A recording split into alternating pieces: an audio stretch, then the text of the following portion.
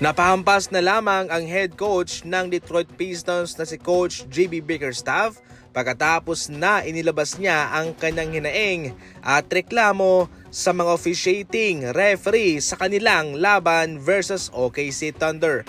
Ayon mismo kay Coach JB Bickerstaff ay hindi nga ho katanggap-tanggap yung ginawa ng mga official sa kanila. Sa OKC Thunder daw na wala naman silang kinalaman at napatid lamang daw yung isang player ng OKC sa kanyang kapwa teammates mga idol ay nireview kaagad ng mga referee. Samantalang sa kanila, nasiko nasaktan yung isa sa mga player niya ay hindi ito nireview. Kahit man lang magpakita ng respeto ang referee, hindi yun nangyari sa kanila. Ayon pa mismo kay Coach JB Bickerstaff, ito ay hindi katanggap-tanggap, disgusting, kahihiyan to, disrespecto sa amin.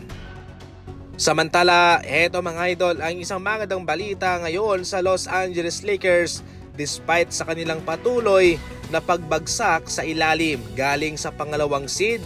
Ngayon sila ay nasa panglima na at manipis na lamang ang pagitan ng kanilang mga panalo laban sa Golden State Warriors at sa Minnesota na siyang nakasunod sa kanila. Gayunpaman, mayroong isang magandang balita sapagkat matunog sa ngayon ang isang posibilidad na magtitrade ang Los Angeles Lakers para kay Walker Kessler at itong si Dalton Knecht ang kanilang ipapalit.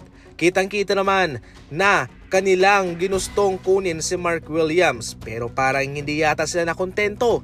Pero ngayon mga idol, target nila si Walker Kessler na makuha sa offseason na siyang tutulong naman sa kanila sa kanilang center position. Bagamat kay Stephen Curry ang night-night mga idol, ngayon itong si Draymond Green ay kabilang na din sa kanyang mga teammates na gumagaya nito patungkol kung siya'y nakakagawa ng malaking shot o big time moments sa kanilang mga laban. Sa kanilang laban nga kontra Knicks mga idol, ginamit mismo ni Draymond Green ang night-night Stephen Curry para mag-celebrate ng maungusan niya itong si Karl Anthony Towns sa pag-atake niya sa loob ng pinta. Pero para mismo kay Moses Moody mga idol, iba raw itong version ni Draymond Green ng night-night ni Stephen Curry. Kung kay Stephen Curry daw ay night-night o good night, itong kay Draymond Green ay nightmare, bangungot sa kalaban. Hindi lang si Draymond Green ang bangungot ngayon sa Golden State, kundi marami sila. Si Moses Moody, si Jimmy Butler mga idol.